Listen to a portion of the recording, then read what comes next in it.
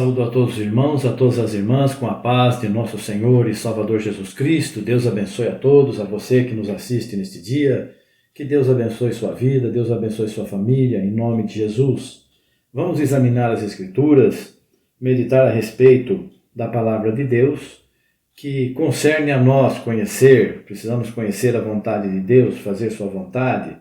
E nós vamos hoje ver no livro de Deuteronômio, no capítulo 23, que assim diz, que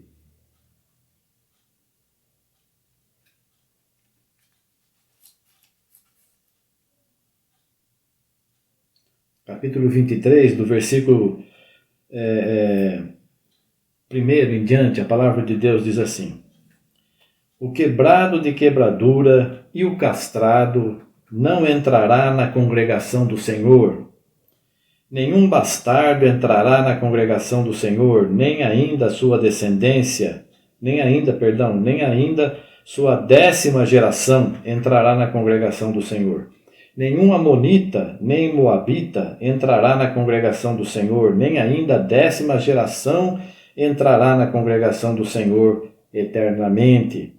Porquanto não saíram com pão e água a receber-vos no caminho, quando saíeis do Egito, e porquanto alugaram contra ti a Balaão, filho de Beor, de Petor, de Mesopotâmia, para te amaldiçoar. Porém o Senhor teu Deus não quis ouvir Balaão, antes o Senhor teu Deus trocou em bênção a maldição, porquanto o Senhor teu Deus te amava. Aleluia! Veja bem, aqui nos importa aqui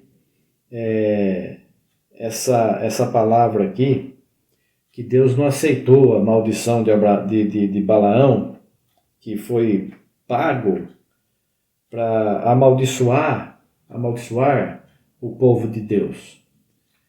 E Deus transformou aquela maldição em bênção, porque Deus amava o seu povo e ama o seu povo. Então isso para nós é uma indicação de como devemos viver, como devemos nos comportar.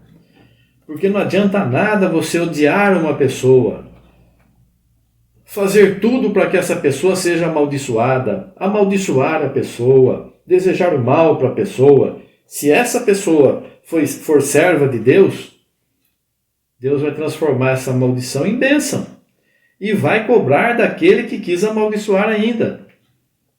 Aqui, a maldição aqui virou contra essas pessoas que queriam amaldiçoar o povo de Israel. Amaldiçoou aquelas pessoas até a 10ª geração. Até a 10ª geração. Hoje, o Senhor nos diz que os filhos não levam os pecados dos pais. Mas ainda existe a lei da semeadura, aquilo que a pessoa plantar, isso ela vai colher. Então, muitas pessoas ficam falando mal dos servos de Deus, amaldiçoando os servos de Deus, desejando mal para os servos de Deus e fazendo de tudo para que eles não prosperem, não sejam vitoriosos, não sejam abençoados. O que acontece? Deus transforma essa maldição em bênção. E a pessoa que fez isso, Deus põe a mão e castiga severamente, como no passado, até a 10ª geração seria odiada por Deus. Então, não entraria na congregação do Senhor. Então essas pessoas não vão entrar na congregação do Senhor. Naquele tempo era desse jeito, hoje continua sendo, só que de uma forma muito pior ainda do que esse castigo aqui. Por que muito pior? Pelo seguinte, lá nas cartas de João, ele fala assim que o espírito do anticristo já opera, por isso nós sabemos que já é a última hora. Então quem são esses anticristos que operavam naqueles dias de João, que ele escreveu isso? O espírito do anticristo operava na vida das pessoas. Quem eram os anticristos daquele tempo? Eram o sumo sacerdote, os sacerdotes, os escribas, os fariseus, os saduceus, que se reuniram para matar Cristo. Quem que é contra Cristo? Aquele que quer destruir Cristo, quer depor Cristo, quer ser mais do que Cristo. Esse é o anticristo. Então as pessoas hoje, quando falam contra um servo de Deus, o Senhor fala assim, não estão falando contra vocês, estão falando contra mim. Aquele que toca nos meus ungidos, toca na menina dos meus olhos. O ungido do Senhor é aquele que tem o Espírito Santo em sua vida. E quem tem o Espírito Santo em sua vida são aquelas pessoas que acreditam em Jesus, que servem a Jesus, que obedecem a Deus e fazem a sua vontade com amor, com carinho, com sinceridade. Então muitas pessoas estão sendo anticristos hoje, não estão se dando conta, porque ficam julgando, ficam desejando mal, ficam alegres quando vê um servo de Deus aparentemente sendo derrotado, mas o servo de Deus, a serva de Deus nunca é derrotada. A aparente maldição, a aparente derrota, Deus transforma em vitória. São vitórias que nós temos. É a forma de Deus trabalhar em nossa vida. Nós não podemos nos preocupar. Aquele que é por nós, é Deus, é por nós. Se Deus é por nós, nós temos vitória. Deus vai ser derrotado? Não, então nós estamos sossegados, mas sofremos. O Senhor Jesus sofreu também. Foi rejeitado, foi crucificado, levantaram contra ele calúnias, falsidades, mataram no madeiro. Então nós não vamos esperar coisa boa desse mundo. Mas nosso trabalho é continuar vivendo o Evangelho com amor, com sinceridade, sem julgar a ninguém, considerando a todos como capazes, né? E com condições de receber a vida eterna, e nós fazendo de tudo para que essas pessoas também entendam o Evangelho e aceitem a Jesus como seu único e suficiente Salvador, e tendo amor por todos, o amor, o primeiro amor, aquele amor que não fica questionando, eu te amo, mas você me ama também, eu te amo, te quero bem, faço isso, mas você vai fazer para mim também. Não, o amor, o verdadeiro amor, o primeiro amor, não fica esperando recompensa, nem reconhecimento. Nós vamos fazendo as coisas porque queremos o bem mesmo das pessoas, principalmente daqueles que nós vemos que têm bom testemunho, que são pessoas que também amam, né? Mas não é por uma troca de amor, não, amamos porque amamos mesmo, porque Jesus é por nós. Então, essas pessoas fazem como no passado, trocam Jesus por outra coisa. Lá naquele tempo trocaram por um criminoso. Será que hoje estão trocando Jesus por criminosos? Estão trocando Jesus por mentirosos. Aceitam a palavra de um homem mentiroso, enganador, que está atrás apenas de poder e dinheiro, e negam a Jesus, o autor e consumador de nossa fé, aquele que só fala a verdade e quer que todo mundo ande no caminho estreito para que seja salvo, como ele fez também, ele é o nosso exemplo. E as pessoas, não, mas isso aqui não. Agora tem igrejas aí que aceitam essas coisas que nós queremos fazer e cumpre aquela palavra, amontoarão para si doutores segundo seus próprios pecados. Então está aí um monte de gente aí frequentando igrejas que estão totalmente desviadas da verdade, da palavra de Deus, e não olham a palavra de Deus. O que está escrito na palavra? Fala isso, mas nessa igreja que eles aceitam. Tudo bem, mas não é a igreja do Senhor Jesus Cristo. Não é. Então as pessoas estão trocando, como trocaram naquele tempo também. Negaram o rei, negaram Jesus Cristo, trocaram por um criminoso, hoje trocam por falsos profetas. E pessoas naquele tempo perseguiam e matavam os cristãos, os anticristos perseguiam e matavam os cristãos, como hoje também perseguem, querem que seja afastado de tudo, não aceitam na presença deles. Então é como que hoje nós temos que olhar? Da mesma forma como no passado. As coisas que acontecem hoje não são estranhas, são coisas que sempre aconteceram para os servos verdadeiros de Deus. E aí nós vemos que com essas ações se tornaram contra Cristo, anticristos, e hoje também contra Cristo, são anticristos, anticristo. E nós não queremos isso. E o anticristo, o espírito do anticristo, essas pessoas que se deixam levar por essas atitudes, elas podem se converter. Como o Senhor já transformou pessoas assim. Um anticristo muito conhecido e famoso, e todos conhecem, teve sua vida mudada, perseguia os cristãos, depois se converteu, o apóstolo Paulo. Enquanto ele perseguia os cristãos, ele era contra Cristo, ele estava perseguindo a igreja de Cristo.